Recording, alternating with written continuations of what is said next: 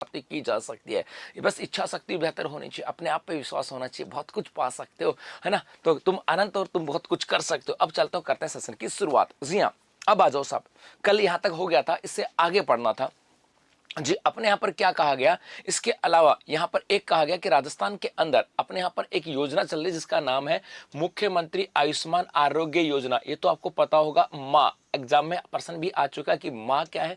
माँ का मतलब है मुख्यमंत्री आयुष्मान आरोग्य योजना, और इसके तहत अपने यहाँ पर कई काम किए जा रहे हैं। इसी के तहत अपने आपका इंश्योरेंस किया जा रहा है, इसी के तहत दुर्घटना बीमा किया जा रहा है, और इसी के तहत आपके माँ वाउचर योजना भी यहाँ पे चलाई जा रही है। अब क्या कहा गया, इस मुख्यमंत्री आयुष्मान आरोग्य योजना के तहत कहा गया कि निःशुल्क जांच एवं दवा हेतु 3,500 करोड़ रुपए का माँ कोष गठित किया जाना की घोषणा करता हूं। तो एक तो यहाँ पर आ जाता है कि दिया कुमार जी ने घोषणा की, माँ कोष की घोषणा यहाँ पर की गई। माँ कोष का उद्देश्य क्या था भाई जी, माँ कोष का क्या था, माँ कोष की बात करें तो इसमें था कि अपने यहाँ पर राजस्थान के अंदर एक तो निःशुल्क जांच योजना चलती है और एक आपकी निःशुल्क दवाई योजना है, और इसके लिए फंड बनाया गया 3500 करोड़ का। जी हाँ, 3,500 करोड़ का। तो ये आपको याद रखना, यदि पूछा जाए माँ कोष कितने करोड़ का फंड है, 3500 करोड़ का है। और इसका उद्देश्य क्या है, इसका उद्देश्य आपके यहाँ से, जी हाँ, आर्थिक समीक्षा आ गई, ओके भाई। एक इसका उद्देश्य था कि अपने यहाँ पे निःशुल्क जांच और निःशुल्क जो दवाई योजना है उसको और बेहतर तरीके से लागू किया जा सके। उसके साथ और आगे चले, एक आपके यहाँ पर घोषणा की गई थी कि राजस्थान के अंदर जो 70 साल से बड़ा है, राजस्थान के प्रदेश के 70 वर्ष आयु से अधिक वर्ग जन को आवश्यकता अनुसार घर पर ही निःशुल्क दवा उपलब्ध कराए जाने की घोषणा करते हो। दिया कुमार जी ने कहा कि भैया इस बजट में हम लोग घोषणा करते हैं कि राजस्थान के अंदर जिसकी एज 70 साल से ज्यादा है और वो यदि अपना उसको दवाइयों की आवश्यकता पड़ी तो घर के ऊपर ही दवाइयां अवेलेबल करवाई जाएंगी। ये बात यहां से आ जाती है। चलो और आगे देखें। हाँ जी, उसके बाद यहाँ पर देखें, एक कहा गया था कि ट्रक और बस ड्राइवर, इसके अलावा कामगार वर्ग, कामगार वर्ग का मतलब है जो काम करने वाले, कौन कौन, कारीगर हैं, दर्जी है, बढ़ई है, और इसके अलावा नाई इत्यादि को आंखों की जांच को निःशुल्क चश्मे उपलब्ध कराने के लिए मां नेत्र वाउचर योजना लागू की जाने की घोषणा करता हूं। इसके आपको याद हो, अपने यहाँ राजस्थान में एक योजना आई थी, इसका नाम था मां वाउचर योजना। मां वाउचर योजना आई थी ना, मां वाउचर योजना, जिसकी शुरुआत आपके 8 मार्च 2024 से जिसकी शुरुआत होगी थी राजस्थान के 3 जिलों के अंदर। और मां वाउचर योजना के तहत था कि एक गर्भवती महिला जो है वो निजी और प्राइवेट सोनोग्राफी सेंटर के ऊपर जाकर के सोनोग्राफी करवा सकती है। ये पढ़ा था हम लोगों ने मां वाउचर योजना में। और अब एक नई योजना और आ गई और उसका नाम है मां नेत्र वाउचर योजना। और इसमें कहा गया था कि बस और ट्रक ड्राइवर, इसके अलावा बढ़ई की बात करें, कारीगर की बात करें, दर्जी की बात करें और नाई की बात करें, उनको जो है ना, उनको यहां पर नेत्र वाउचर योजना से निःशुल्क चश्मे उपलब्ध करवाए जाने की घोषणा की गई। और इसका बजट कितना है, 75 करोड़। तो मां वाउचर नेत्र योजना क्या है, तो याद रखना इसका उद्देश्य यह है, इसका बजट कितना है, 75 करोड़ की बात यहां पर की जाती है। चलो आगे देखो साहब, अभी नीट का आई नहीं है भाई, नहीं आई भी नहीं, अभी यार नहीं आई बेटा। उसके बाद आगे देखें, यहां से एक कहा गया था कि समस्त संभाग मुख्यालयों पर ultra advance burn care centre की स्थापना की जाएगी। इसका मतलब क्या था कि वर्तमान समय में आपने सुना होगा कि भाई किसी दुर्घटना के अंदर किसी व्यक्ति को, यदि कोई व्यक्ति जल गया है और ऐसी स्थिति के अंदर आसपास कहीं पर उसके लिए बेहतर सुविधाएं नहीं है, तो उसे संभाग स्तर पर लेके जाते थे ताकि वहां पर बर्न फैसिलिटी हो। तो यहां पर ultra advance burn care centre, मतलब यदि कोई व्यक्ति जल गया तो एडवांस बर्न केयर सेंटर स्थापित किए जाएंगे। कहां पर, संभाग मुख्यालय के ऊपर। ये यहां पर की गई। तो ये आपके लिए इंपॉर्टेंट है कि ultra advance burn care centre कहां स्थापित किए जाएंगे, संभाग मुख्यालय के ऊपर। इसके अंदर एक चीज आपको याद रखनी है साहब, मुझे भी चाहिए फ्री में चश्मा, तो आप उस कैटेगरी में तो आपको मिल जाएगी भाई। नहीं, करंट अफेयर्स करवाना बंद कर दिया कि ये करंट अफेयर्स नहीं है क्या? अरे जी भाई, आगे देखो, नेक्स्ट आगे चले। इसके अलावा अपने यहां पर कहा गया था, जिस प्रकार से केंद्र सरकार के द्वारा अपने यहां पर स्वास्थ्य को बेहतर बनाने के लिए एक योजना चलाएगी जिसका नाम था फिट इंडिया। और इस फिट इंडिया की तर्ज के ऊपर राजस्थान के अंदर भी एक स्कीम चलाई गई थी जिसका नाम था फिट राजस्थान। और अब अपने यहां पर कहा गया कि फिट राजस्थान अभियान जो था उसमें 50 करोड़ के प्रावधान के साथ आरंभ करने की घोषणा करती हूं। अपन याद रखो, यदि जब अपने राजस्थान के अंदर मुख्यमंत्री थे अशोक गहलोत जी थे, तो उनके द्वारा भी एक योजना चलाई जिसका नाम था fit Rajasthan, hit Rajasthan, fit Rajasthan याद करो, किसी को यदि याद आ रहा हो तो। फिट राजस्थान और हिट राजस्थान, और इस फिट राजस्थान हिट राजस्थान का उद्देश्य था राजस्थान के अंदर लोगों को स्वास्थ्य के प्रति अवेयर करना और लोगों को अपनी हेल्थ के प्रति अवेयर करना। अब केंद्र सरकार के द्वारा एक स्कीम चला रखी जिसका नाम है फिट इंडिया। राजस्थान सरकार ने कहा कि हम भी इस फिट इंडिया स्कीम की तर्ज के ऊपर राजस्थान में एक स्कीम स्टार्ट करा जिसका नाम है फिट राजस्थान, और इसका बजट कितना है 50 करोड़। तो राजस्थान के अंदर फिट इंडिया की तर्ज के ऊपर फिट राजस्थान स्कीम चलाई जाएगी, और कितना बजट होगा 50 करोड़ के बजट के साथ। और इसके अंदर विभिन्न आउटडोर गतिविधियों का मतलब है बाहर खेलना कूदना रेस करना, वो इसके अंदर की जाएंगी। ये यहां से आ जाता है। इसके अलावा कहा गया कि प्रदेश में नवीन आयुष नीति लाई जाएगी। अपने यहां पर एक घोषणा की गई, प्रदेश में नई आयुष्मान नीति लागू की जाएगी। इसके अलावा कहा गया कि पूर्णतः निरोगी होने पर गांवों को आयुष्मान आदर्श ग्राम घोषित करके 15 लाख रुपए प्रोत्साहन राशि दिए जाएंगे। जैसे हम राजस्थान के गांवों की बात करें तो राजस्थान के अंदर जैसे आपका आ जाएगी गुरुजी, राजस्थान का पहला जैविक गांव कौन सा है? तो जैविक गांव हमने कौन सा पढ़ा था? दादिया गांव। जी हाँ, एक हमने पढ़ा था, अभी आया था एक गांव जिसका नाम था, अभी सर किसी एग्जाम में भी आया था ना, जयपुर का एक गांव है ना, देखते हैं कौन होता है। एक जवानपुरा गांव है, एक है आपके जवानपुरा, और इस जवानपुरा गांव की बात करें ये आपके जयपुर के अंदर है जवानपुरा। और ये क्या था भाई? राज्य का प्रथम हेल्दी विलेज था। राज्य का प्रथम हेल्दी विलेज की बात करें, इसका दर्जा दिया गया था जैविक। ये दादिया गांव कहां पर है? जैविक के अंदर है साहब। इसके अलावा राजस्थान का एक गांव और था जो शायद इन दिनों आया था, गांव एग्जाम के अंदर आया था साहब। रेट के एडमिट कार्ड जारी हो गए क्या? जी मुझे याद आ रहा है, आंधी गांव। जी हाँ, हाल ही के अंदर एक गांव हो रहा था आंधी गांव, और ये आंधी गांव जो है ये आपके कहां पर है? जयपुर के अंदर है। और ये कैसा था भाई? वेस्ट फ्री गांव था क्या? ये आपका वेस्ट फ्री गांव है, वेस्ट फ्री गांव था। इस प्रकार से राजस्थान के अंदर कुछ गांव है। तो अब राजस्थान सरकार ने इस बजट में घोषणा की गई, एक तो क्या कहा कि हम राजस्थान के अंदर लोगों को स्वास्थ्य के प्रति, राजस्थान के अंदर एक बच्चे ने कहा जी देवमाली एक गांव था देवमाली, और वो देवमाली गांव की बात करें तो इसको क्या दिया गया था? बेस्ट टूरिज्म का अवार्ड, बेस्ट टूरिज्म अवार्ड से सम्मानित किया। ऐसे कई गांव थे। तो अब इस बजट में क्या कहा? एक तो कहा कि हम राजस्थान के अंदर लोगों को स्वास्थ्य के प्रति जागरूक करने के लिए नवीन आयुष्मान नीति लेकर के आ रहे हैं। इसके साथ साथ यहाँ पर यह भी कहा गया कि अब यदि कोई गांव पूर्णतः निरोगी होने पर गांवों को आयुष्मान आदर्श ग्राम घोषित किया जाएगा और उस गांव को 11 लाख रुपए दिए जाएंगे। तो आने वाले समय में आपके लिए एक करंट अफेयर्स का पर्सन और बन गया, और वो बन गया ये कि राजस्थान का प्रथम आयुष्मान आदर्श ग्राम कौन सा है? आयुष्मान आदर्श ग्राम का मतलब है कि पूर्णतः निरोगी गांव है और वहां की ग्राम पंचायत को 11 लाख रुपए दिए जाएंगे इस बात के प्रोत्साहन के लिए, ताकि राजस्थान सरकार है उसका मेडिकल के ऊपर थोड़ा सा खर्चा कम हो जाए। ये बात यहां से आ जाती है। तो एक तो यह हो गया, तो आयुष्मान आदर्श ग्राम आने वाले समय में आपके लिए एक पर्सन बन गया। अब इसकी डेडलाइन क्या हो ये अलग विषय आ जाता है। चलो आगे करें। उसके बाद और आगे देखो, नेक्स्ट यहां से आ जाते हैं। एक कहा गया कि राजस्थान में जीरो एक्सीडेंट जोन बनाए जाने की घोषणा की गई। राजस्थान के अंदर जीरो एक्सीडेंट जोन बनाया जाएगा। जीरो एक्सीडेंट जोन का मतलब है कि पर्टिकुलर ये जो एरिया होंगे यहां पर किसी भी प्रकार की कोई सड़क दुर्घटना नहीं होगी। जिसके अंदर कहा गया दिल्ली से जयपुर की बात की गई, एक तो ये है। एक कहा गया कि जयपुर से आगरा की बात करें, और एक कहा गया जयपुर से कोटा जो हाईवे इसके ऊपर, जो यहां से यदि हम बात करें तो कहा गया कि प्रदेश में सड़क दुर्घटना में होने वाली जनहानि को रोकने के लिए दिल्ली से जयपुर, जयपुर से आगरा और जयपुर से कोटा हाईवे पर सड़क सुधार के कार्य करवाते जीरो एक्सीडेंट जोन बनाया जाएगा। और यहां पर जो 50 ब्लैक स्पॉट है उनके ऊपर कार्य किया जाएगा। तो सीधा प्रश्न एग्जाम में आ जाएगा, राजस्थान के अंदर कौन कौन से हाईवे हैं जिनके ऊपर जीरो एक्सीडेंट जोन बनाया जाएगा, या कौन से स्थानों को डेवलप किया जाएगा। तो जैसे जीरो एक्सीडेंट जोन हो गया, आपने तो ये लिखा है, लेकिन इस पर्सन को बनाने वाला एक तरीके से और भी बना सकता है। और वो कैसे?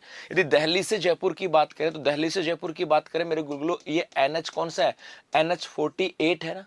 NH कौन सा है? NH 48 है। तो प्रश्न आ जाएगा कि राजस्थान सरकार ने इस बजट के अंदर कौन कौन से नेशनल हाईवे के ऊपर, किस नेशनल हाईवे के ऊपर जीरो एक्सीडेंट जोन बनाने की घोषणा की। तो ऐसा आ सकता है दिल्ली और जयपुर की बात करें, जयपुर से आगरा की बात करें, ये कौन सा भाई?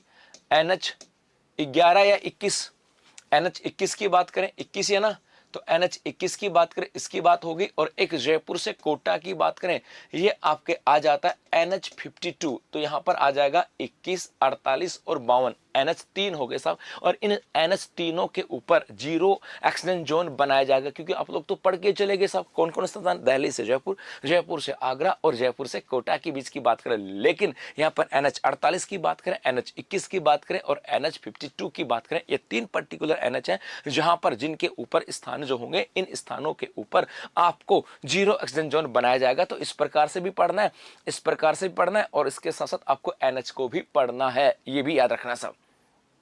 चलो आगे।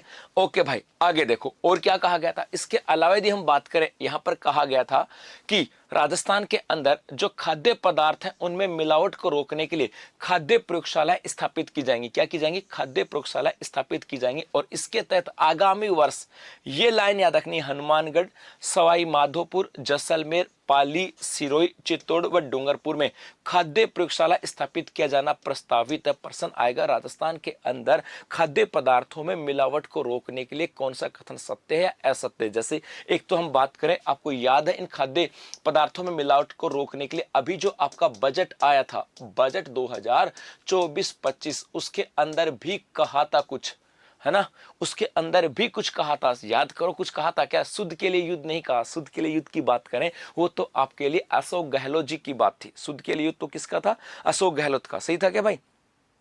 और यहां पर क्या कहा था, यहां पर क्या कहा था, बजट 2024-25 के अंदर क्या क्या कहा गया था, जिसको लागू किया गया था आपके फरवरी वर्ष 2024 में, जिसको लागू कर दिया गया था फरवरी 2024 के अंदर, 10 फरवरी 2024 को लागू कर दिया गया था। शुद्ध के लिए युद्ध अभियान नहीं, वो तो आपका किसका था? शुद्ध आहार मिला, वो तो अशोक गहलोत का, शुद्ध आहार मिलावट पे वार। जी हाँ, तो यहां से प्रश्न बन गया शुद्ध आहार, शुद्ध आहार मिलावट पे वार, मिलावट पर वार। तो प्रश्न कैसे आएगा पता है? यदि आप आरएस वगैरह की एग्जाम की तैयारी करते तो प्रश्न आएगा कि राजस्थान में खाद्य पदार्थों में मिलावट को रोकने के लिए निम्न में से कौन सा कथन सत्य है। तो जाएगा राजस्थान सरकार के द्वारा बजट 2024-25 में शुद्ध आहार मिलावट पे वार की शुरुआत की गई, जिसकी शुरुआत 10 फरवरी 2024 से हो गई थी। एक आ जाएगा बजट 2025-26 के अंदर अपने यहाँ पर क्या क्या गया था, समस्त जिलों में चरणबद्ध रूप से खाद्य प्रयोगशाला स्थापित करने की घोषणा की गई। और एक आ जाएगा इस बजट 25-26 के अंदर हनुमानगढ़, सवाई माधोपुर, जैसलमेर, पाली, सिरोही, चित्तौड़गढ़ और डूंगरपुर में खाद्य प्रयोगशाला स्थापित करने की घोषणा की। मतलब पर्टिकुलर इन्हीं से डाटा लेकर के आपके एग्जाम में प्रश्न आपके आ जाता है साहब। चलो आगे देखो, उसके बाद थोड़ा सा और आगे चलें जी। इसके अलावा अपने यहां पर कहा गया कि राजस्थान के अंदर जो अल्प आय वर्ग के, जिनकी आयु कम है, जिनकी आय कम है, उस अल्प आय वर्ग के बुजुर्ग व्यक्तियों की बात करें, विधवा की बात करें, एकल नारियों की बात करें, दिव्यांग व्यक्ति की बात करें, लघु एवं जो सीमांत किसान है उनको जो पेंशन दी जाती है वो पेंशन बढ़ा करके 1250 मतलब 1250 रुपए करने की घोषणा कर देगी। अर्थात राजस्थान के अंदर सामाजिक सुरक्षा के तहत जो पेंशन दी जाती थी, राजस्थान में सामाजिक सुरक्षा के तहत जो पेंशन दी जाती थी, मतलब कहा एकल नारी की बात करें, विधवा नारी की बात करें, दिव्यांगजन की बात करें, बुजुर्ग व्यक्ति की बात करें, अल्प आय की बात करें, या लघु एवं सीमांत किसानों को जो पेंशन दी जाती थी उस पेंशन को बढ़ा करके 1250 रुपए करने की घोषणा कर दी गई है। यह भी आपको ध्यान में रखना, तो यह भी इंपॉर्टेंट है पूरा का पूरा। चलो और आगे चलते हैं बेटा, उसके आगे चलें।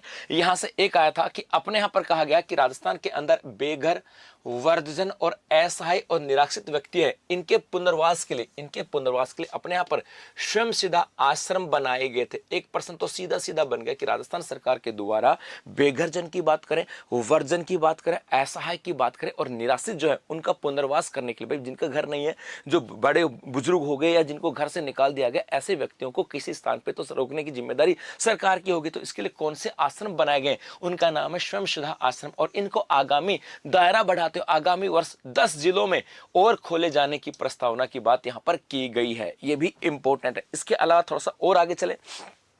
जी हां, एक यहां से आता है कि विमुक्त की बात करें, घुमंतु की बात करें और अर्ध घुमंतु समुदायों के सशक्तिकरण एवं उत्थान की दृष्टि से दादू दयाल घुमंतु सशक्तिकरण योजना प्रारंभ करने की घोषणा की गई और इसके तहत 60 करोड़ रुपए का व्यय किया जाना प्रस्तावित है। तो प्रश्न आएगा कि बजट के अंदर विमुक्त की बात करें, घुमंतु और अर्ध घुमंतु जो समुदाय के जो लोग हैं उनके सशक्तिकरण के लिए किस योजना की शुरुआत की गई? तो दादू दयाल घुमंतु सशक्तिकरण योजना, और इसका बजट कितना है? 60 करोड़ का आ जाता। तो एग्जैक्ट सीधे सीधे लाइन यहां से आ जाता है।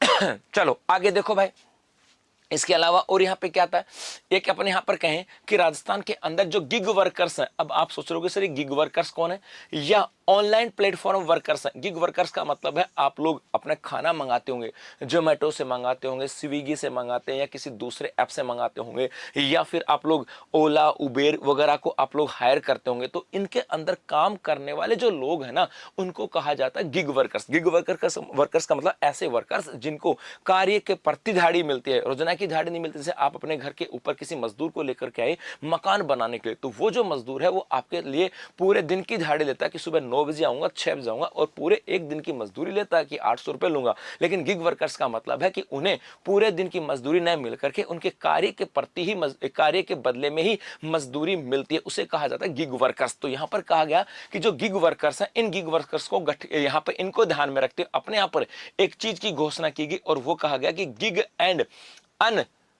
अनऑर्गेनाइज्ड वर्कर्स डेवलपमेंट फंड बनाया जाएगा, और इसके लिए 350 करोड़ का प्रावधान किया गया। तो सीधा प्रश्न है, राजस्थान के अंदर गिग वर्कर्स के लिए बजट 2025-26 के अंदर कौन से डेवलपमेंट फंड की बात की गई, तो नाम आ जाएगा gig and unorganised workers development fund स्थापित करने की घोषणा की, जिसका बजट होगा 350 करोड़ रुपए। चलो आगे जी भाई, और आगे देखो जी हाँ, जो डोर टू डोर खाना देते हैं सब। आगे देखो नेक्स्ट यहां पर आ जाता है कि बालिका घरों में निवासरत बालिकाओं के 18 वर्ष पूर्ण होने करने के बाद भी उन्हें हैंड होल्डिंग की आवश्यकता होने पर सुविधा प्रदान करने की दृष्टि से सभी संभागीय मुख्यालयों पर 50 बेडेड का सरस्वती हाफ वे होम स्थापित किए जाएंगे। क्या हुआ कि ऐसी कोई बालिका जिनके मम्मी पापा नहीं है, या ऐसी बालिका जो किसी कारणवश से अपने कहां पे रह रही है, बालिका घरों के अंदर निवास कर रही है, मतलब किसी भी कारण से कोई बालिका निवास घर के अंदर निवास कर रही है। जैसे सपोज करो कोई बालिका थी, उसके मम्मी पापा नहीं है, तो सरकार उनको क्या करती है, बालिका घरों के अंदर भेज देती है। या किसी कारणवश या कोई बच्ची किसी कारणवश बालिका गृह के अंदर चलेगी, और बालिका गृह के अंदर बच्चियां रहती कब तक है, जब तक वो 18 साल की नहीं होती। 18 साल तक उस बच्ची को बालिका गृह में रखा जाता है, और 18 साल के बाद में कह दिया जाता है कि भैया अब आप अपना काम करो, या आप अपने दूसरी जगह देखो, मतलब क्योंकि भाई पढ़ा दिया लिखा दिया, अब उसके बाद में आप अपने किसी परिजन के पास जा सकते हो, अपने किसी परिवारजन के पास जा सकते हो। लेकिन कहा गया कि अपने बालिका गृह के अंदर रहने वाली ऐसी कोई बालिका जो 18 साल की पूरी होगी, लेकिन अब भी उनके कोई परिवारजन वाले नहीं है, कोई प्रियजन वाले नहीं है, ऐसी स्थिति के अंदर उनको रहने की सुविधा का विकास करते हुए कहा कि सभी संभागीय मुख्यालयों के ऊपर 50-50 बेड का एक सरस्वती हाफ वे होम्स बनाया जाएगा। मतलब हर संभाग के ऊपर 50 बेड की एक घर बनाया जाएगा, जहां पर वो बालिका रह सकते हैं 18 साल के बाद भी, जिनकी है ना भाई, जिनकी रहने की कोई व्यवस्था नहीं है। और आगे चलें, इसके अलावा कहा गया कि प्रदेश में देखरेख एवं संरक्षण की आवश्यकता वाली बालिकाओं के लिए 10 जिला मुख्यालयों पर गर्ल्स चाइल्ड केयर इंस्टीट्यूट की स्थापना की जाएगी। यह भी याद रखना कि अपने यहां पर गर्ल्स चाइल्ड केयर इंस्टीट्यूट कितने जिला मुख्यालयों के ऊपर, 10 के ऊपर स्थापित किए जाएंगे। ये बात यहां से आ जाती है। चलो आगे देखो, नेक्स्ट यहां पर आ जाता है एक हम लोगों ने ये भी पढ़ा था अपने राजस्थान के अंदर जो छात्राएं हैं ना, उन छात्राओं के अंदर आत्मरक्षा की बात करें, आत्मरक्षा और स्वाभिमान की भावना की ध्यान में रखते हुए अपने यहाँ पर क्या चलाए गए थे, अपने यहाँ पर रानी लक्ष्मीबाई जो रानी लक्ष्मीबाई की बात करें, रानी लक्ष्मीबाई केंद्रों की स्थापना की गई थी। कहा था ना, पढ़ा था कि भाई रानी लक्ष्मीबाई केंद्रों की स्थापना की गई, जहां पर बालिकाएं जो है वो आत्मरक्षा के लिए जूडो सीखते हैं, और इस रानी लक्ष्मीबाई केंद्र के तहत जो बालिकाएं जूडो सीखेंगी और उन्होंने जहां पे ब्लैक बेल्ट लिया है, उनको सरकारी नौकरी में स्पोर्ट्स कोटे में शामिल किया जाएगा। पढ़ा नहीं पड़ता कि यहाँ पर रानी लक्ष्मीबाई जो केंद्र होंगे, यहाँ पर क्या सीखेंगे, वो यहाँ पर जूडो वगैरह सीखेंगे, और इस जूडो के अंदर यदि वो ब्लैक बेल्ट लेती हैं, ब्लैक बेल्ट की बात करें वो लेती है, तो उनको किस में शामिल किया जाएगा, स्पोर्ट्स कोटे में शामिल किया गया। जो बच्चा पुराना होगा उसको अच्छे से समझ में आ रहा होगा। तो अपने राजस्थान के अंदर बालिकाओं को आत्मरक्षा को ध्यान में रखते हुए जो स्कूल है या कॉलेज है, वहां पर क्या प्रारंभ किए गए थे, रानी लक्ष्मीबाई केंद्र प्रारंभ किए गए थे। अभी तक कितने थे राजस्थान के अंदर, 34 ही महाविद्यालय थे, कॉलेज थे, जहां पर रानी लक्ष्मीबाई केंद्र थे। लेकिन सरकार ने कहा अब इसको हम लोग बढ़ा रहे हैं, और कहा कि प्रत्येक ब्लॉक के ऊपर क्या होगा, रानी लक्ष्मीबाई केंद्र होगा, या तो स्कूल में या कॉलेज के अंदर। तो कहा कि अब हर ब्लॉक के अंदर यदि सरकारी यूनिवर्सिटी है, सरकारी कॉलेज है, तो वहां पर होगा, नहीं तो किसी पर्टिकुलर एक स्कूल के अंदर रानी लक्ष्मीबाई केंद्र होगा, जहां पर बच्चियों को आत्मरक्षा और स्वाभिमान को लिए जूडो सिखाया जाएगा। और जो बच्चे जूडो के अंदर ब्लैक बेल्ट हो जाएगी भाई, उस ब्लैक बेल्ट बच्ची को भी स्पोर्ट्स कोटे के तहत शामिल किया जाएगा। ये बात यहां से आ जाती है। चलो इसके अलावा यदि हम बात करें स्कूटी वितरण की बात करें, स्कूटी वितरण की बात करें, यहां पर कहा गया कि 35,000 स्कूटी वितरण किए जाएंगे। जी हां, 35,000 स्कूटी वितरण की घोषणा भी यहां पर कर दी गई। तो ले लो स्क्रीनशॉट, फिर चलते हैं और भी आगे।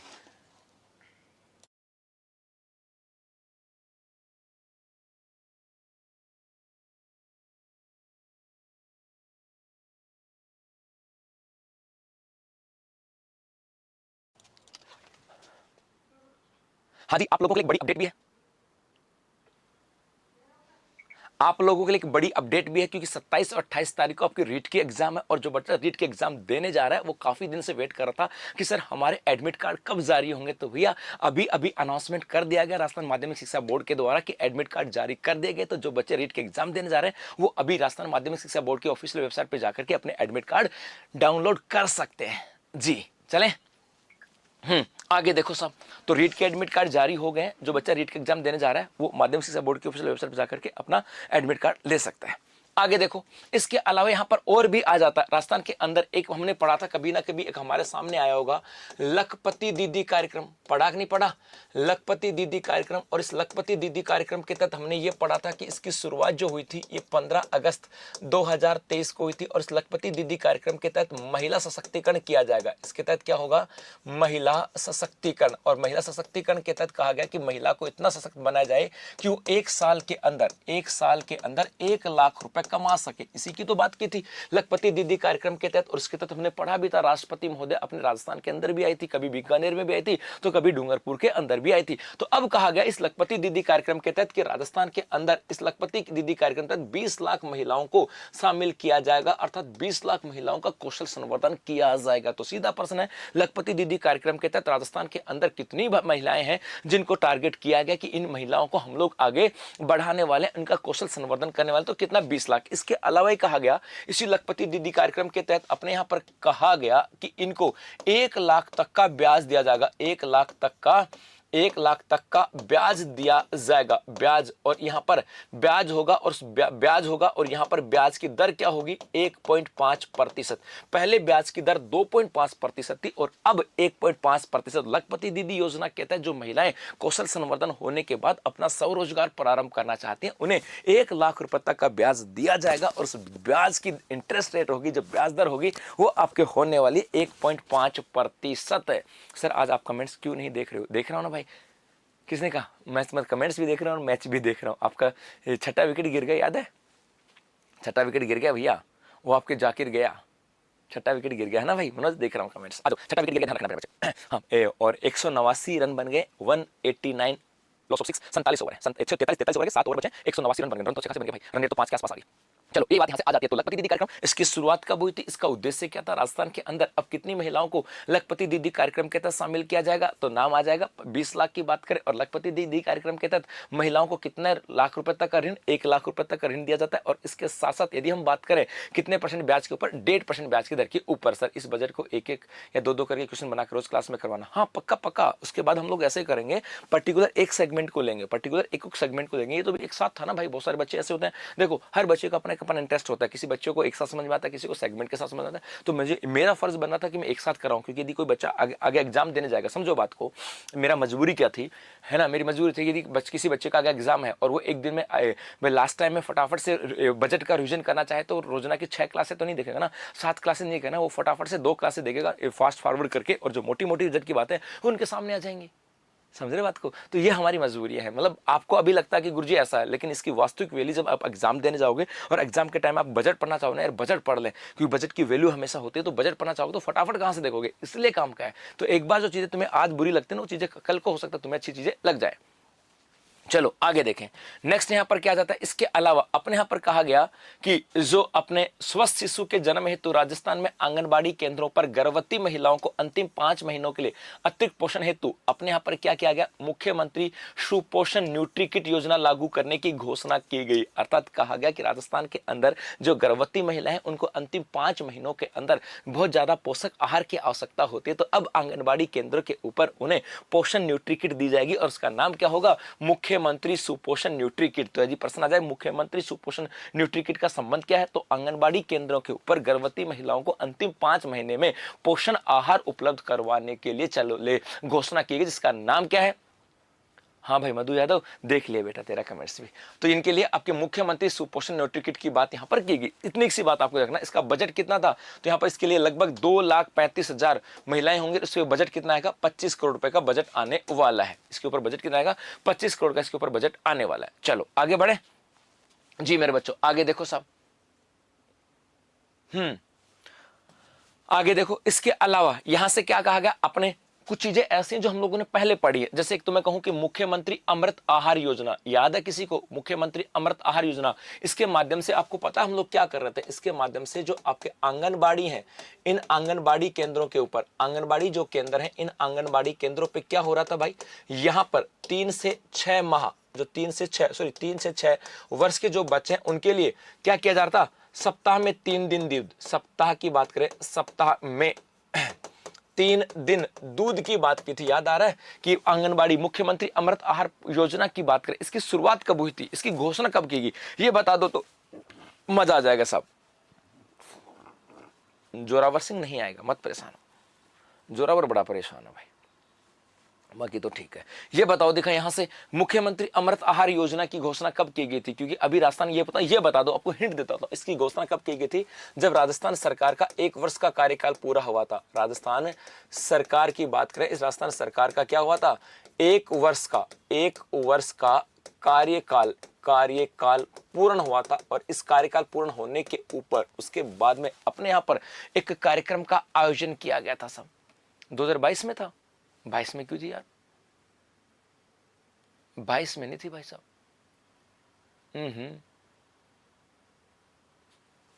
क्या कहा, ये क्या कहा भैया, सर फर्स्ट ग्रेड का करंट अफेयर्स पढ़ाओ सर प्लीज, आपसे पढ़ना, आप नहीं करवाते। कैलाश चौहान पढ़ाएंगे बेटा।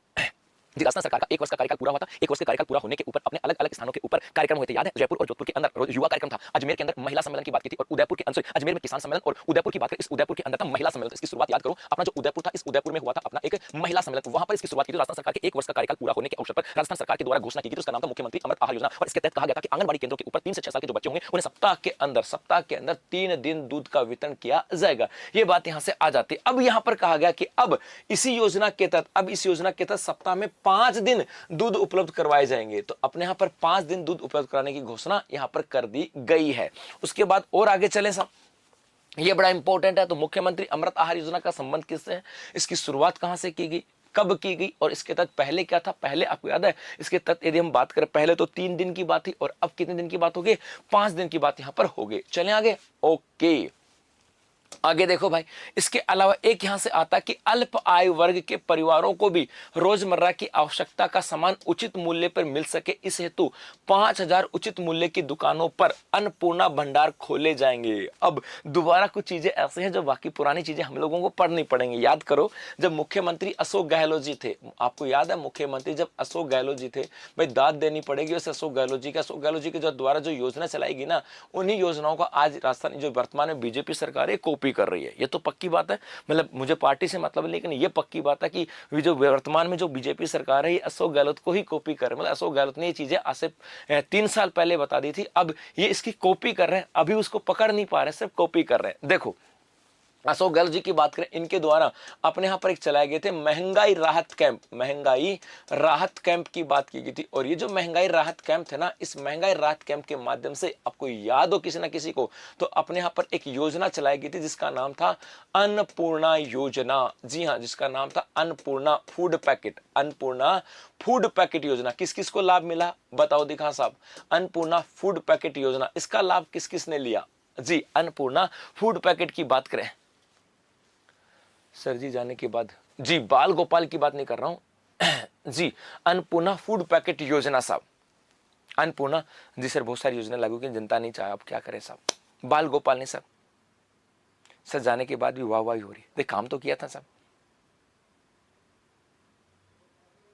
जी। अन्नपूर्णा फूड पैकेट योजना, और इस अन्नपूर्णा फूड पैकेट योजना के तहत जो लाभार्थी थे उन्हें 1 किलो चावल, तेल, घी, है ना, नमक, मिर्च वगैरह दिए जाते थे। याद आ रहा है, अन्नपूर्णा फूड पैकेट योजना। अब राजस्थान सरकार ने क्या किया, इसी अन्नपूर्णा फूड पैकेट योजना को तो आते बंद कर दिया, बीजेपी सरकार जैसे आई उन्होंने बंद कर दिया, लेकिन अब उसी के तहत अब उसी के तहत इन्होंने उसकी कॉपी कर ली और कहा कि भैया अब अपने यहाँ पे जो उचित मूल्य की दुकान है ना, राशन की जो दुकान है, उन राशन की दुकानों पर क्या होगा, अन्नपूर्णा भंडार खोले जाएंगे जहां पे सस्ती कीमतों के ऊपर आपको यहाँ पर रोजमर्रा की चीजों को अवेलेबल करवाया जाएगा। तो यहाँ पर सीधा जाए कि राजस्थान के अंदर अल्प आय वर्ग को आय वर्ग के लिए उचित मूल्य की को उचित रोजमर्रा के साधनों को उचित मूल्य पर उपलब्ध कराने के लिए कौन से भंडार खोलने की बात की, अन्नपूर्णा की बात यहाँ पर की गई। इसके अलावा राजस्थान के अंदर एक कहा गया था कि सुरक्षा तंत्र को सुदृढ़ करने के लिए राजस्थान नागरिक सुरक्षा अधिनियम लाए जाने की घोषणा करती हूं। जी हाँ, ये इंपॉर्टेंट है कि राजस्थान नागरिक सुरक्षा अधिनियम लाएंगे होने की घोषणा यहाँ पर की गई। सर फोन नहीं मिला, बाकी सब ठीक था।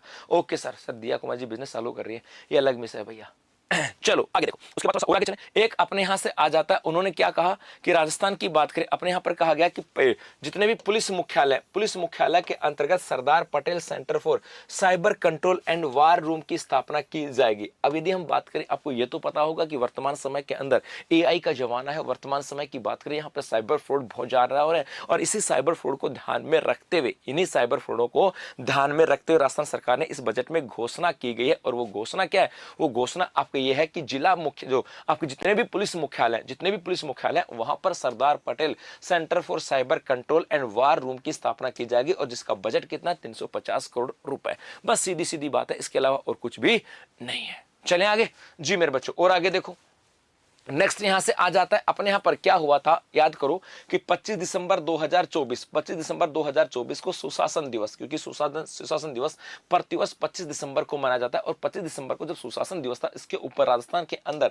मुख्यमंत्री के द्वारा घोषणा की गई थी कि प्रत्येक पंचायत मुख्यालय के ऊपर अटल ज्ञान केंद्र बनाने जाने की घोषणा की थी। तो सीधा प्रश्न आ जाएगा, राजस्थान के अंदर अटल ज्ञान केंद्र कहां बन रहे। एक प्रश्न तो देखो, राजस्थान के अंदर अटल ज्ञान केंद्रों की स्थापना कहां पर की जा रही है, तो प्रत्येक पंचायत मुख्यालय के ऊपर हमने पढ़ा था। दूसरा प्रश्न ये भी आ गया कि भैया इसकी घोषणा कब की गई थी, इसकी घोषणा की गई थी 25 दिसंबर 2024 को। अब इसी को ध्यान में रखते हुए कहा गया कि अपने यहां पर कहा गया कि अब राजस्थान के अंदर अटल ज्ञान केंद्र स्थापित किए जाएंगे और शुरुआती चरण के अंदर कौन से गांव में, वो गांव जिसकी आबादी 3000 से अधिक है। तो 25 दिसंबर 2024 जो 25 दिसंबर सुशासन दिवस के रूप में आता है, उस दिन अपने यहां पर मुख्यमंत्री भजनलाल शर्मा ने कहा था कि हम लोग अटल ज्ञान केंद्र बनाएंगे और सरकार ने भी कह दिया, इस बजट में भी घोषणा कर दी कि हां अटल ज्ञान केंद्र बनाने वाले, लेकिन पहले चरण के अंदर उन ग्राम पंचायत स्तर के ऊपर होंगे जिनकी आबादी 3000 से अधिक है। बस इतना अक्सा है जी।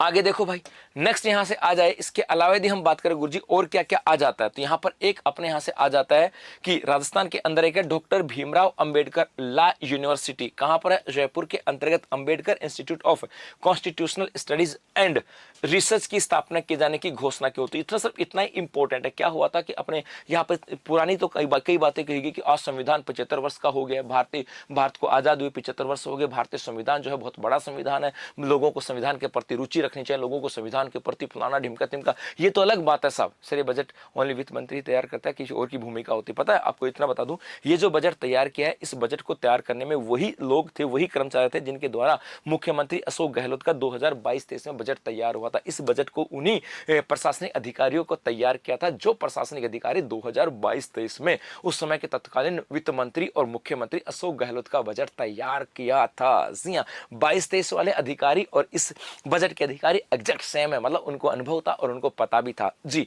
तो अब यहां से आ जाता कि एक अपने आ जाएगा कि राजस्थान के अंदर लोगों में संविधान के प्रति जागरूकता के लिए और लोगों के अंदर संविधान की मूल भावना को बढ़ाने के लिए अपने यहाँ पर Ambedkar institute of constitutional studies and research की स्थापना कहाँ पे की जाएगी, तो doctor Bhimrao Ambedkar law university में। यह प्रश्न आ जाए, doctor Bhimrao Ambedkar law university के अंदर किसकी स्थापना की जाएगी, Ambedkar institute of constitutional studies and research की स्थापना की जाएगी। ये यहाँ पर कहा गया है साहब। चलो आगे देखें, इसके अलावा और यहाँ पर क्या जाता है, इसके अलावा यदि हम बात करें, अपने यहाँ पर एक कहा गया था कि माननीय प्रधानमंत्री जी की प्रेरणा से हमारे द्वारा दंड के स्थान पर न्याय को महत्व देते एक जन विकास की बात की थी और हम लोग अब लोक विकास अधिनियम लेकर के लाएंगे। अर्थात राजस्थान के अंदर लोक विकास अधिनियम की बात की गई, हम लोग लोक विकास अधिनियम लेकर के आने वाले हैं। और आगे देखें भाई, क्या यहां से आ जाता है, इसके अलावा एक अपने यहां से आ जाता, सीधा प्रश्न आएगा, disaster recovery data centre Jodhpur में स्थापित किया जाना प्रस्तावित है और इसका बजट कितना होगा, 500 करोड़ का। डिजास्टर का मतलब क्या होता है, आपदा। डिजास्टर का मतलब होता है आपदा, तो आपदा से रिकवरी कैसे बचाव हो सकता है, उसका डाटा रिसर्च सेंटर कहां होगा, जोधपुर में, और बजट कितना होगा, 500 करोड़।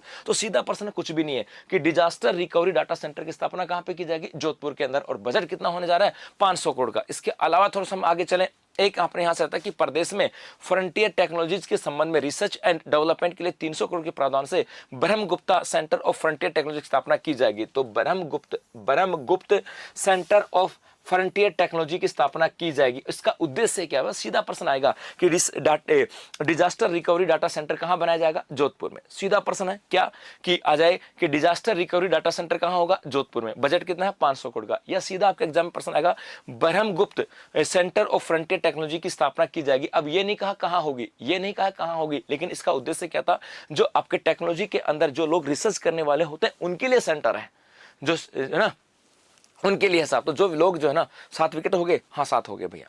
चलो आगे देखें, और इसका बजट कितना? 300 करोड़ का। नेक्स्ट आगे चलें। इसके अलावा अपने यहाँ पर एक तगड़ा काम कर दिया, विधायक जन सुनवाई केंद्र होगा कि प्रत्येक विधानसभा क्षेत्र के अंदर विधायक मिलते कहाँ भाई साहब? मुख्यमंत्री भजनलाल शर्मा को पता हो कि तेरे विधायक मिलते कहाँ? मिलते तो है क्या विधायक? आप कभी जाके देखना, है ना, जाके देखना विधायक जी की मिलते हैं कि विधायक जी तो मिलते नहीं है। कोई विधायक जी कहीं मिलता है, कोई विधायक जी कहीं मिलता है। जाके कहोगे ना तो विधायक जी भाई सब एमपी से कम नहीं है, सुनिए प्रधानमंत्री से कम नहीं है। विधायक क्या बन गया? वो तो सोचता है कि मैं ही देश का प्रधानमंत्री हूँ, है ना भैया। तुम लोग यहाँ पे जन सेवक नहीं है, लेकिन उनको लगता है कि जनता जो है ना वो मेरी सेवक है, मैं तो मालिक हूँ, है ना। ये तो पक्की बात है, आप अच्छे से समझते हो। तो विधायक तो यहाँ पर विधायक नहीं है, वो तो अपने आप को पीएम समझते हैं भाई साहब। अब यहाँ पर क्या कहा कि अब जो प्रत्येक विधानसभा क्षेत्र के अंदर विधायक जन सुनवाई केंद्र होगा, इसके अंदर विधायक को बैठना होगा और लोगों की बात सुनेगा। ऐसा लगता है क्या? और इसके साथ साथ अगली चीज और देखो, इसके अलावा कहा गया कि विधायक जो है ना, इसी क्रम में जो माननीय सदस्य गण है उनकी कार्य कुशलता में वृद्धि के लिए उन्हें एक लैपटॉप और दिया जाएगा। अरे भैया लैपटॉप चलाना तो आता है क्या? है विधायकों को लैपटॉप चलाना आता है? लगता है आपको? लगता है कि कितने को चलाना आता होगा? अरे किस किस को लगता है कितनों को चलाना आता होगा? विधायकों को पता। कहा कि हम लोग विधानसभा क्षेत्र में जन सुनवाई केंद्र करेंगे और वहां विधायक अजी अपना लैपटॉप लेके बैठेंगे। पहली बात तो आपको लगता है विधायक जी बैठेंगे? विधायक जी तो एमपी हो गए भाई साहब, उनको तो मौका मिला 5 साल का लूट लो, और उसके बाद लैपटॉप। और डपा उनको पढ़ना आता तो वो डॉक्टर इंजीनियर ही बन जाते। वो यहाँ नेतागिरी में क्या करने आते साहब? हाँ चलो, हाँ नेता, चलो आ जाओ साहब। तो बड़ा गजब का खेला कर दिया, मतलब लैपटॉप देंगे, मौज है, दे दो लैपटॉप। सारे विधायक जनता को नौकर समझते हैं। हाँ वही तो बात है, कहीं जन सुनवाई केंद्र होंगे। हर क्या का जन सुनवाई केंद्र होगा? भजनलाल जी मौज कर दी। चलो आगे देखो, यहां से मतलब बाध्यता करते आप लोग ये कहते तो समझ में आता कि अब विधायक को महीने के अंदर 20 दिन अपने विधानसभा क्षेत्र के अंदर पर्टिकुलर किसी स्थान पे बैठना होगा। ये कहते तो मजा आता। जन सुनवाई केंद्र होगा, वहां कोई नहीं होगा, कागला उड़ेगा, कबूतर उड़ेंगे, जाओ कहेंगे दे जा पर्ची। अरे पर्ची 75 साल हो गए देश आजाद होते, आज ही पर्ची देंगे क्या? है ना। यदि यहाँ पर इस बात को ऐसे कहते ना कि विधायकों को एक महीने के अंदर 20 दिन पर्टिकुलर उस स्थान के ऊपर बैठना होगा, और यदि विधायक वहां नहीं बैठते तो उसके ऊपर दंडात्मक कार्रवाई होती है। ऐसे कहते आधे विधायक तो कहते हम तो बीजेपी छोड़ के जा रहे हैं। ये कहते तो मजा आता, लेकिन इनकी भी हालत खराब है साहब। कैसे कहते हैं? जोर आता है, खुद ही नहीं बैठता होगा भजनलाल जी। चलो है ना, एक लैपटॉप बोल देंगे, किसी पढ़े लिखे को देते लैपटॉप दे दिया अनपढ़ों को तो जी। और आगे देखो, इसके अलावा कहा कि हमारे द्वारा जो अग्निवीर हैं, इन अग्निवीरों को हम पुलिस के अंदर, जेल विभाग के अंदर और वन विभाग के अंदर क्या दे रहे हैं? आरक्षण दे रहे हैं। अब इस आरक्षण को हम और कहां बढ़ाएंगे? फायर सर्विसेज में और बढ़ाएंगे। वाह, फौज की तो लंका लगाई दी आप लोगों ने, फौज की तो लंका लगा दी। ये तो मिल जाएगा आपको भाई साहब, ये तो आपको पैनल फाइल तो मिल जाएगी आपको, सबको पता। अच्छे से दिल पे हाथ रख के बोलना, फौज की लंका लगी कि नहीं लगी? फौज की तो ढीला धड़ी कर दी, फौज को ऐसे हाथ में कर दी कि आज जो व्यक्ति अग्निवीर में लगता है उसको पता है कि 4 साल नौकरी करना है। अब वो 4 साल में नौकरी करेगा, जम्मू कश्मीर में गया और कहेंगे भैया बॉर्डर पे जा खड़ जा। बोले भैया ये यार तो कोई खड़ा नहीं होता है ना, तू कहे 4 साल में ऐसे ही जाना है तो आज निकाल दे चाहिए, 8 तो बॉर्डर पे जाके गोली कौन खाओ भैया, ना कौन खाई जाए। मतलब वो मानते ही नहीं कहना। और सही बात है, क्यों मानेंगे? 4 साल की नौकरी करनी है, 4 साल के लिए वहां दुखी होंगे क्या? क्यों गोली खाएंगे भैया? तो फौज की, मतलब प्रधानमंत्री नरेंद्र मोदी ने फौज की वो दुर्गति की साहब जो दुनिया में कहीं भी नहीं की होगी। मतलब सबसे गंदा काम किया देश का कि जो दुर्गति इन्होंने की उसकी इतनी दुर्गति किसी ने नहीं की होगी, है ना। तो अग्निवीरों की हालत करती चारों की खराब। अग्निवीर क्यों? फौज थी ना आराम से, तो 4 साल नौकरी करेंगे। अब राजस्थान सरकार देखो उससे और आगे बढ़ी है, क्या कहा कि हम इसको पुलिस में आरक्षण दे रहे थे, आते पुलिस में नौकरी दे दी। हम इनको जेल विभाग में नौकरी दे रहे थे, हम इनको वन विभाग के अंदर आरक्षण दे रहे थे, और अब यदि राजस्थान के अंदर फायर सर्विसेज में भर्ती आएंगी तो हम इनमें आरक्षण देंगे। हाँ चलो और आगे बढ़े जी। तो अपने यहां पर एक इसकी बात कर दी, आगे चलते हैं साहब। हाँ जी, और आगे देखें। इसके अलावा एक आ जाता है कि राजस्थान के अंदर एक अपने यहां पर कहा गया कि राजस्थान वाटर ग्रिड कॉर्पोरेशन स्थापित करने की घोषणा करते हो। इसका मतलब क्या था कि राजस्थान के अंदर जल प्रबंधन की बड़ी आवश्यकता है। ये तो अच्छी बात है, राजस्थान के अंदर जल प्रबंधन की बड़ी किसकी बात कर रहा हूं मैं? राजस्थान के अंदर जल प्रबंधन की आवश्यकता। जल प्रबंधन का मतलब है कि अपने यहां पर जब बारिश होती है तो बारिश में बहुत सारा पानी बह के चला जाता है। जब बारिश होती है तो यहाँ पे अपने यहाँ पे व्यवस्था नहीं है पानी को रोक करके उस पूरे पानी को साल भर, राजस्थान के अंदर इतनी बारिश तो होती है कि यदि पानी को रोका जाए, सही तरीके से पानी को रोका जाए, बांध बनाए जाए और उन नदियों को या बांधों को आपस में इंटरलिंक किया जाए तो पूरे साल राजस्थान के अंदर पानी की कमी नहीं होगी। आप लोग जब बारिश होती है तो सुनते होंगे ना कि कोटा, बूंदी, बांसवाड़ा, धौलपुर की बात करें, यहाँ पे तो बाढ़ आ गई है और पश्चिमी राजस्थान के अंदर नहीं है। तो राजस्थान के अंदर जल प्रबंधन नहीं है। यदि राजस्थान के अंदर बेहतर जल प्रबंधन होता, जो बारिश होती है उस बारिश को रोक करके उसके ऊपर बांध बनाए जाते और उन बांधों को आपस में इंटरकनेक्ट किया जाता तो पूरे साल भर राजस्थान के अंदर पेयजल और सिंचाई आसानी से की जा सकती है। लेकिन अब सरकार ने कहा कि हम राजस्थान के अंदर पानी के प्रबंधन को बेहतर बनाने के लिए एक राजस्थान वाटर ग्रिड कॉर्पोरेशन की स्थापना करने वाले हैं और इसके लिए 4000 करोड़ रुपए के काम यहां पर किए जाएंगे। यह बात यहां से आ जाता है। चले आगे भैया। हाँ जी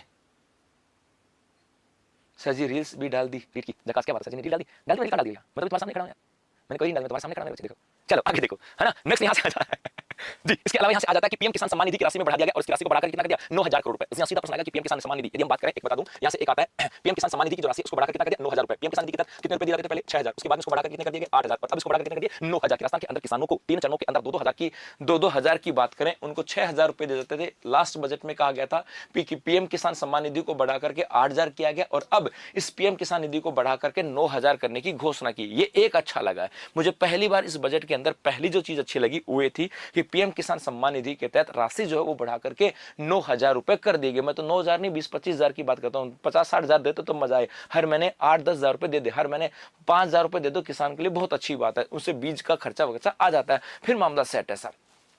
चलो ये बात यहां से आता है। इसके अलावा यहां पर आया कि गेहूं के मिनिमम सपोर्ट प्राइस एमएसपी के ऊपर प्रति क्विंटल बोनस राशि को बढ़ाकर के 150 रुपए की दर से उपलब्ध कराया जाएगा। इसके अलावा कहा कि जो गेहूं होगा उस गेहूं की जो भी एमएसपी प्राइस होगी, अर्थात आप गेहूं को लेकर के मंडी में जाओगे, मंडी के अंदर जिस भी रेट के ऊपर आपका गेहूं बिकेगा उसके ऊपर आपको 150 रुपए अतिरिक्त बोनस यहां पर दिए जाएंगे। तो ये दो अच्छी चीजें हैं साहब। एक तो ये कि अपने पीएम किसान सम्मान निधि की राशि को बढ़ाकर कितना कर दिया, 9000 रुपए, और दूसरा गेहूं के ऊपर बोनस राशि की बात करें वो आपके कर दी गई है 150 रुपए। कितना कर दिया गया, 150 रुपए। चलिए आगे। ओके बेटा आगे देखो, नेक्स्ट यहां पर आ जाता है कुछ बातें और यहां से हैं। एक यदि हम बात करें आ जाएगा जी कि कृषि में एआई का उपयोग करके उत्पादकता बढ़ाने के लिए अपने यहां पर centre of excellence of artificial intelligence in agriculture की स्थापना की जाएगी। ये इंपॉर्टेंट प्रश्न है कि राजस्थान के अंदर कृषि क्षेत्र में एआई के विकास के लिए सेंटर ऑफ एक्सीलेंस, जब हम लोग पढ़ते हैं ना कृषि की बात करें, जिन बच्चों ने ज्योग्राफी पढ़ी होगी और वहां पर उन्होंने कृषि पढ़ा होगा तो सेंटर ऑफ एक्सीलेंस फॉर जैतून की बात की होगी, सेंटर ऑफ एक्सीलेंस फॉर खजूर की बात की होगी, centre of excellence for citrus की बात की होगी, यहाँ पर सेंटर ऑफ एक्सीलेंस फॉर संतरा की बात की होगी, सेंटर ऑफ एक्सीलेंस फॉर पपीता की बात की होगी, सेंटर ऑफ एक्सीलेंस फॉर अमरूद की बात की होगी, सेंटर ऑफ एक्सीलेंस फॉर आम की बात की होगी। तो जो सेंटर ऑफ एक्सीलेंस थे एग्रीकल्चर क्षेत्र के अंदर वहां पर कहा गया था अब एआई आर्टिफिशियल इंटेलिजेंस को एग्रीकल्चर में इंट्रोड्यूस किया जाएगा और उससे अपने यहां पर खेती की उत्पादकता को बढ़ाया जाए। तो राजस्थान के अंदर एक centre of excellence for artificial intelligence in agriculture की स्थापना की जाएगी। अब कहां होगा ये नहीं पता, लेकिन कहा गया centre of excellence for artificial intelligence in agriculture, इसकी स्थापना की जाएगी।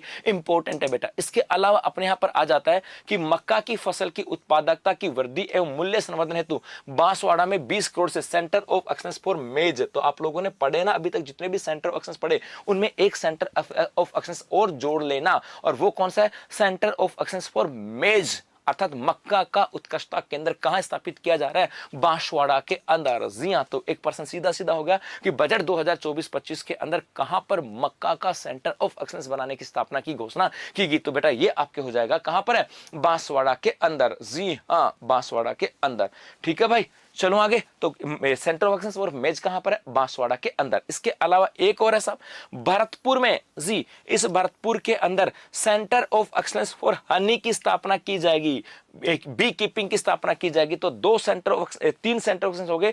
एक तो centre of excellence for artificial intelligence in agriculture कहां होगा एग्जैक्ट नहीं पता, एक सेंटर ऑफ एक्सीलेंस फॉर मेज कहां होगा, बांसवाड़ा में, और एक centre of excellence for honey bee keeping, honey bee keeping. Honey bee keeping का मतलब क्या होता है? मधुमक्खी पालन। और ये तो आरएस, पुराने पेपर देखो आरएस के अंदर कि राजस्थान में कहां पर, राजस्थान के अंदर कहां पर मधुमक्खी का एफपीओ, और कहां पर है? भरतपुर के अंदर। मधुमक्खियों का एफपीओ कहां पर है? मधुमक्खी पालन की बात करें, इसका एफपीओ कहां पर है? भरतपुर में। जब भी मैं ज्योग्राफी पढ़ाता हूं आपको बताया भी होगा। उसी प्रकार से आपके आ जाएगा कि centre of for honey bee keeping, इसकी स्थापना कहां की जाएगी? भरतपुर के अंदर। तो दो बड़ा इंपॉर्टेंट अपडेट है, मक्का का सेंटर ऑफ बांसवाड़ा में और मधुमक्खी पालन का कहां पर होगा? भरतपुर के अंदर। चले आगे जी बेटा, आगे देखो। उसके बाद और आगे चले, यहां से एक कहा गया कि राजस्थान के अंदर जो बाजरा है, इस श्री अन्न की बात करें और इसके उत्पादन में हम लोग नंबर 1 पे हैं। इसके अंदर हम क्या है? नंबर 1 पे हैं। तो नंबर 1 पे हैं, तो अब इस बाजरा को मिड डे मील और मां बाड़ी केंद्रों में शामिल किया जाएगा। तो सीधा प्रश्न है कि बाजरा को और अधिक बढ़ावा देने के लिए कहां पर शामिल किया जाएगा? मिड डे मील के अंदर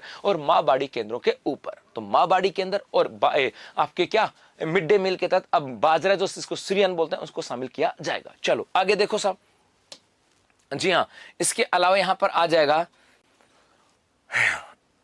एक अपने यहां पर कहा गया था कि जो फार्मर प्रोड्यूसर ऑर्गेनाइजेशन एफपीओ हैं, एफपीओ के 100 सदस्य कृषकों को इजराइल सहित अन्य देशों में तथा 5000 कृषकों को राज्य से बाहर भ्रमण हेतु भेजा जाएगा। जी सीधा प्रश्न आ जाएगा कि अपने राजस्थान के अंदर एग्रीकल्चर क्षेत्र के अंदर नवाचार कैसे हो? हम लोग खेती करते हैं, हम लोग खुश हो गए कि यार हम लोग खेती करते हैं, लेकिन यार इस खेती के अंदर बहुत सारे नवाचार हो सकते हैं, इस खेती के अंदर कई नई बातें जुड़ सकते हैं। दूसरे देशों के अंदर कैसी खेती होती है, जैसे इजराइल की बात करें, इजराइल के अंदर पता आपको बता दूं, इजराइल के अंदर भाई साहब पानी जो है ना वो मीठा नहीं है। इजराइल के अंदर सौर विधि के द्वारा वहां पर पानी को मीठा किया जाता है और उसके बाद में उस पानी का यूज किया जाता है। मतलब इजराइल के अंदर ना तो खेती के लिए पानी मीठा है और ना ही वहां पर पीने के लिए पानी मीठा है। वो समुद्र का जो पानी होता है, उस समुद्र के पानी को मीठे में बदलते हैं, उसी पानी को पीते हैं, उसी पानी को एग्रीकल्चर में यूज करते हैं। इसका मतलब है कि वहां की परिस्थिति राजस्थान से लगभग मिलती जुलती है। राजस्थान से बुरी हालत होगी वहां पर, क्योंकि वहां पे पानी नहीं है। तो हम लोग भी कैसे कम पानी के अंदर, कम सिंचाई सुविधाओं के अंदर कैसे खेती को बेहतर कर सकते हैं,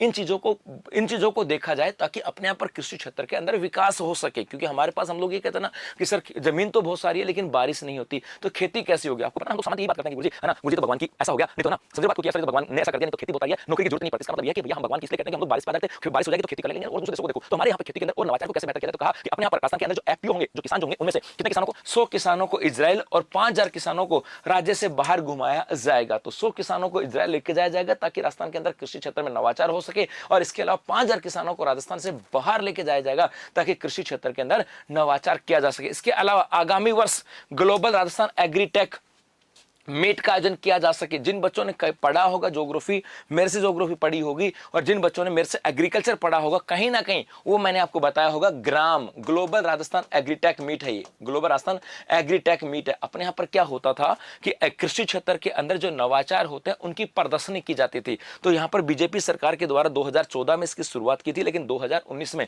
जब कांग्रेस सरकार आई थी तो उन्होंने इस ग्राम को बंद कर दिया था, और इस सरकार ने कहा हम वापस से ग्राम की शुरुआत करने जा रहे हैं। सर जी आप कमेंट्स नहीं देखते, ऐसा क्यों? अरे खुडीवाल देख रहा हूं बच्चे। चलो आगे। सर सो कौन होंगे? जो एफपीओ, जो फार्मर प्रोडक्शन, जो जिनके द्वारा जो किसान उत्पादक संगठन जो काम कर रहे हैं वो होंगे साहब। चलो आगे देखें जी। और यहां से आ जाता है कि हाँ, एक यहां से आता है कि किसान क्रेडिट कार्ड की सीमा को 3 लाख से बढ़ाकर के 5 लाख कर दिया। ये किसने कर दिया था? केंद्र सरकार ने। अब आप केसीसी कार्ड बनाते तो आपको सीधे कितने लाख रुपए मिलेंगे? 5 लाख। सर वीडियो के बजट और आर्थिक समीक्षा के कितने क्वेश्चन आएंगे? लगभग 20%। लगभग वीडियो ग्राम सेवक आपके जेल प्रहरी लगभग 20% चल जाएगा, चल जाएगा। चलो आगे देखो। इसके अलावा अपने यहाँ पर एक योजना चलाता है गोपाल क्रेडिट कार्ड योजना, और इस गोपाल क्रेडिट कार्ड योजना के तहत अपने यहाँ पर क्या दिया जाता था? 1 लाख रुपए का 1 लाख रुपए तक का ब्याज मुक्त ऋण था। ब्याज मुक्त ऋण दिया जाता था। गोपाल क्रेडिट कार्ड योजना के तहत 1 लाख रुपए तक का ब्याज मुक्त ऋण दिया जाता था। और अब यहां पर क्या कहा गया? आगामी वर्ष गोपाल योजना के, इसके हमारे द्वारा प्रारंभ की गई गोपाल क्रेडिट योजना के तहत आगामी वर्ष संख्या बढ़ा करके 2.50 हजार, मतलब 2,50,000 रुपए दिए जाएंगे ब्याज मुक्त। ये यहां से कर दिया गया। इसके अलावा जो गोपालक परिवारों को 2.50 लाख गोपालक परिवारों को ब्याज मुक्त ऋण उपलब्ध कराने की घोषणा की गई, और इस पर 150, मतलब अब यहां पर कहा जिसमें 1 लाख रुपए तक का ब्याज देता था, अब कहा गया इसके अंदर कि हम 2.50 लाख जो गोपालक होंगे ना, उनको ऋण देने वाले हैं। तो ये जो गोपाल क्रेडिट कार्ड योजना के तहत आगामी वर्ष में 2.5 लाख किसानों को इसके तहत लाभान्वित किया जाएगा। 2.5 लाख किसानों को लाभान्वित किया जाएगा। चलो आगे देखो। नेक्स्ट यहां से आ जाता है, ये भी इंपॉर्टेंट है, ये भी आपके इंपॉर्टेंट है, क्योंकि राजस्थान के अंदर जब आप लोग उद्योग वगैरह पढ़ते होंगे तो वहां पर आप एग्रो फूड पार्क पढ़ते होंगे। राजस्थान के अंदर एग्रो फूड पार्क कहां पर है? जो कोटा में है, जोधपुर में है, अलवर में है, और एक पड़ा होगा कहां पर? गंगानगर में agro food park. Mega food park कहां पर? रूपनगढ़, किशनगढ़, अजमेर में है, एक जोधपुर में बन रहा है, एक बीकानेर में। तो उसी प्रकार से अपने यहाँ पर एग्रीकल्चर क्षेत्र के अंदर कुछ नई घोषणाएं की गई हैं। यदि एग्जैक्ट यदि हम बात करें ना आपके किसकी बजट की बात करें, या आपके कहीं ना कहीं ज्योग्राफी के साथ जुड़ा हुआ है, ज्योग्राफी के साथ जुड़ा हुआ पूरा का पूरा जो करें आपका बजट है, ये आपके ज्योग्राफी के साथ जुड़ा हुआ है। और यदि आपने ज्योग्राफी अच्छे से पढ़ी होगी तो आपको याद होगा कि राजस्थान में एग्रो फूड पार्क की बात करें, एग्रो फूड पार्क कितने हैं? 4 हैं साहब। और कहां कहां पर एग्जैक्ट पूछ भी लिया जाता है। राजस्थान के अंदर मेगा फूड पार्क की बात करें, ये कहां पर है ये भी पता है, और 2 कहां पर बन रहे? मथानिया के अंदर और बीकानेर के अंदर। जिन बच्चे ने पढ़ा है वो एग्जैक्ट सब चीजें जानता है, उन चीजों के सब वो चीजें मेरी बातें सुनते हैं, उनके रिकॉल भी हो रहा है सब। अब क्या हुआ, तो प्रदेश में फूड और एग्रो और मिनी फूड पार्क विकसित किए जाने के लिए 32 स्थानों पर बात की गई। इसमें क्या था? अनूपगढ़ गंगानगर में मिनी फूड पार्क। जी हां, एक तो प्रश्न हो गया कि बजट 2025-26 में कहां पर मिनी फूड पार्क बनाने की घोषणा की गई? अनूपगढ़ गंगानगर में। अनूपगढ़ गंगानगर में क्या होगा? मिनी फूड पार्क की बात की गई। एक तो बात यहां से आ जाता है, मिनी फूड पार्क कहां पर होगी? तो मिनी फूड पार्क होगा आपके गंगानगर के अंदर। उसके बाद में कहा गया कि सांचौर जालोर में क्या होगा? एग्रो फूड पार्क बनाए जाएंगे। जो सांचौर है, इस सांचौर में अब क्या होगा? Agro food park. तो अब आने वाले समय में एग्रो फूड पार्क आप कितने पढ़ने वाले हो? 5। अभी 4 हैं, बनाया जाएगा कहां पर? सांचौर के अंदर। इसके अलावा यदि हम बात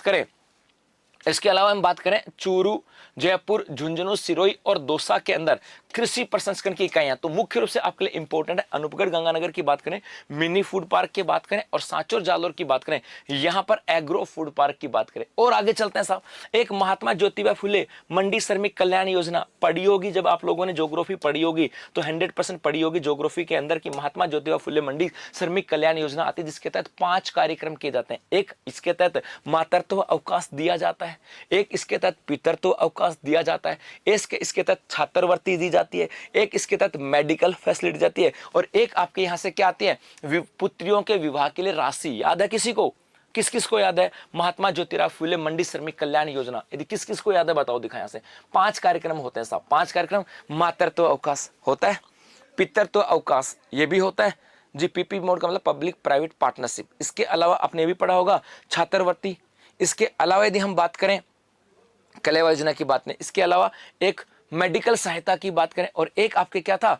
शादी के ऊपर पड़ा था ना कि 2 बेटियों की शादी के ऊपर 50,000 रुपए तक की आर्थिक सहायता दी जाती है। अब इसमें कहा गया कि 2 पुत्रियों की सीमा तक विवाह हेतु जो सहायता राशि जो 50,000 है उसको बढ़ा करके 75,000 प्रति विवाह करने की बात यहाँ पर कर दी गई है। तो बेटा जो पढ़ रहा है ज्योग्राफी, अब उसमें चेंज कर लेना। महात्मा ज्योतिराव फुले मंडी श्रमिक कल्याण योजना के तहत जो आपके शादी की राशि थी वो बढ़ा करके अब कितनी कर दी गई है? 75,000 यहाँ से कर दी गई है। ये बात यहाँ से आ जाता है, ठीक है। चलो और आगे देखें जी। इसके अलावा यदि हम बात करें, एक अपने यहाँ पर मंडियों की बात की कि यहाँ पर मंडी स्थापित की जाएगी। जैसे यहाँ पर बीदासर के अंदर मंडी होगी, यहाँ पर किसकी मंडी होगी नहीं पता, लेकिन ये इंपॉर्टेंट है।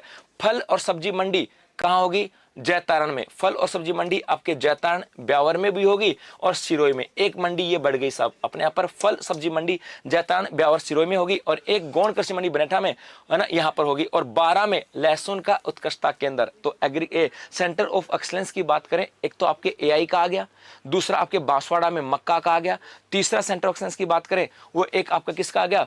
हनी बी कीपिंग का भरतपुर में आ गया, और एक आपका लहसुन का कहां पर आ गया? 12 में। तो centre of excellence for artificial intelligence in agriculture, इसकी स्थापना की जाएगी। एग्जैक्ट कहां नहीं बताया गया। एक सेंटर ऑफ एक्सलेंस फॉर मेज, ये कहां होगा? बांसवाड़ा में। एक centre of excellence for honey bee keeping, ये कहां होगा? आपके भरतपुर में। और एक सेंटर ऑफ एक्सलेंस फॉर किसकी बात करें?